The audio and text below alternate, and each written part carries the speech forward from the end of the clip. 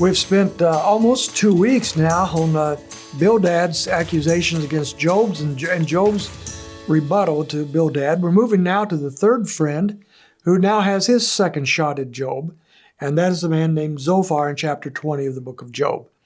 Not a lot of things being said differently here. Zophar is basing his views on the past and on his observation of life. And his worldview, his understanding of God and life and people has been very consistent with the others. It's this karma view, this idea that however you live, therefore you can expect good results or bad results depending on how you live. Job apparently has done bad things, wicked things, or he wouldn't be in the shape he's in. And that's his position.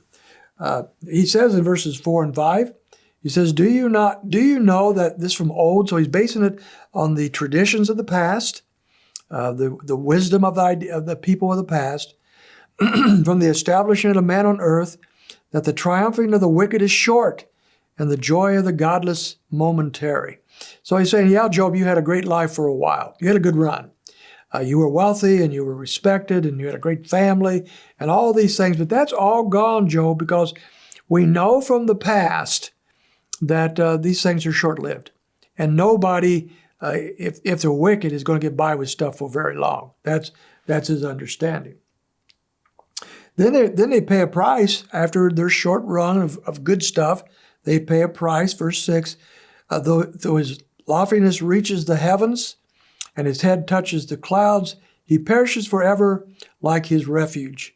Those who've seen him will say, where is he? Job, you're perishing now. You did okay for a while, but now you're getting exactly what you deserve. And then he says, he even gives more vulgar and more demonstrative here. He says in verse 12, though evil is sweet in his mouth, and he hides it under his tongue, though he desires it and will not let it go, but holds it in his mouth, yet his food is in his stomach, is changed to the vermin of cobras within him. He swallows riches, but will vomit them up. God will expel them from his belly. So yeah, Job, whatever you consumed for a while that gave you pleasure, tasted good, it felt good in your stomach, that is going to turn and become poison in your system. That good meal that you just had and half an hour later is going to start churning in your stomach, and you are eventually going to throw it all up. And that's what happens to wicked people. They enjoy for a time, but soon it turns to poison and they lose it all. In verse 21, he says, once again, prosperity does not last. Nothing remains for him to devour. Therefore, his prosperity does not endure. Prosperity for a time, eventually it catches up with you. And then he says in verse 23 that God will send his fierce anger on him. So it's going to be God himself who comes against this wicked person. That's what God has done to you, Job. He's come against you in his fierce anger. And then he caps it off with verse 29. This is the wicked man's portion from God, even the heritage decreed to him by God. So, not only is life turned against Job, not only is he getting what he deserves just in the very nature of life, but God himself is behind it all. He is orchestrating all these things against Job because of Job's wickedness. Now, we know that Zophar is wrong in his whole understanding of God and people and self. We know that.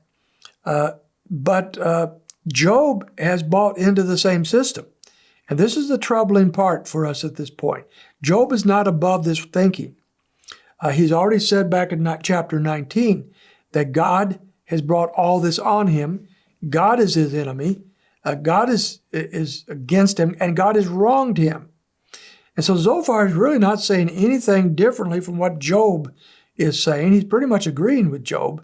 The only difference is he's sticking the knife into Job personally and saying, Job, this is your problem. It's not just a general philosophy of life. It is your problem, Job. You are wicked. You are the man. And so he's sticking it to Job, and Job is not responding well. Job's only argument is, as we go into the next section, chapter 21, where he defends himself, Job's only argument is he is not wicked. God is wrong, Job is not wrong. What an awful place to be. We're going to look at that tomorrow in chapter 21.